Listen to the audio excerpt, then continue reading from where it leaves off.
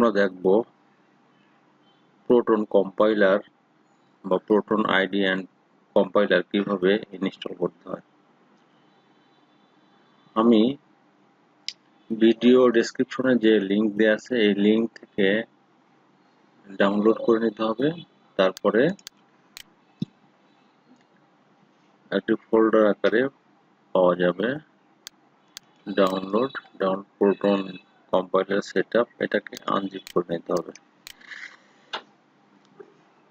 Extract file click করলে পরে ফাইলটি আনজিপ হবে, ওকে দিতে হবে। আনজিপ প্রসেস শেষ। এখন আমরা এই ফাইলটি এরকম পাবো। তারপর এটাকে ডাবল ক্লিক করতে হবে। এর মধ্যে দুটি ফাইল আছে, একটি হলো পিচ এবং একটি হলো সেটআপ। পিচ ফাইলের মধ্যে আছে pr+.exe।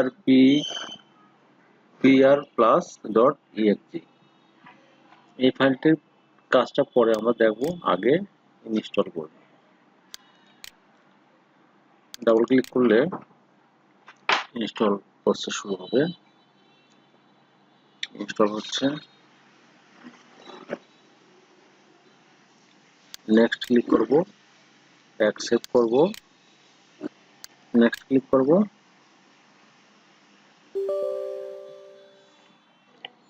এখানে ইয়েস করতে হবে।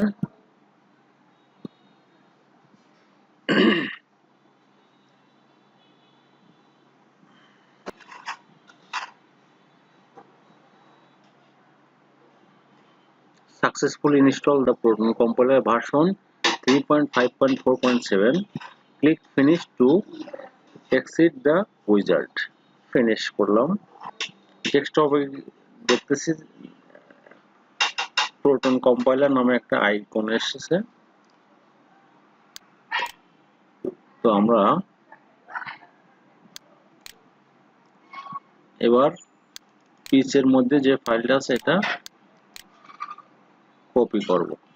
কপি করার পরে আমরা চলে যাব,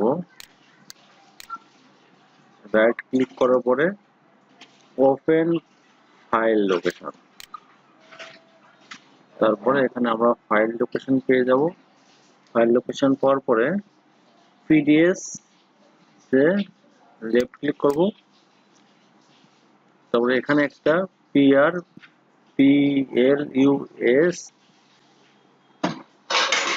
এই ফাইলটা আছে, এখানে আমরা পেস্ট কপি করা ফাইলটি পেস্ট করে দেবো। পেস্ট, এখানে রিপ্লেস, অর্থাৎ এখানে অলরেডি ফাইলটা আছে, এটাকে রিপ্লেস করে দেবো।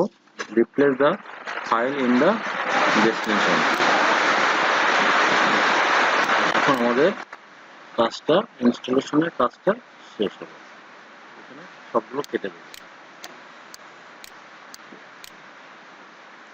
এবার আমরা এটার উপর ডাবল ক্লিক করলে প্রোটন কম্পাইলারটি ওপেন হবে। নিচে